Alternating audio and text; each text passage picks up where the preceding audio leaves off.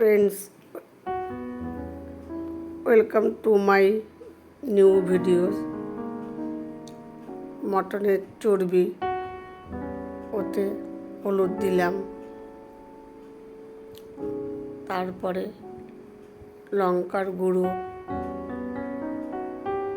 আদা বাটা, রসুন বাটা, পেঁয়াজ বাটা দিলাম চর্বির ভেতরে দিয়ে, তারপরে কর্নফ্লাওয়ার দিলাম আর ভেতরে বেসন দিলাম, দিয়ে জল দিলাম, দিয়ে ওটাকে ভালো করে চটকে মাখলাম। ভালো করে না চটকালে ওটা চর্বিতে তো শক্ত থাকে, ভালো করে চটকে মেখে মাখলাম।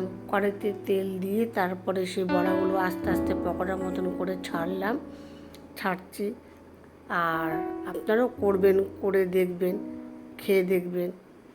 তারপরে ওটাকে উল্টাবো,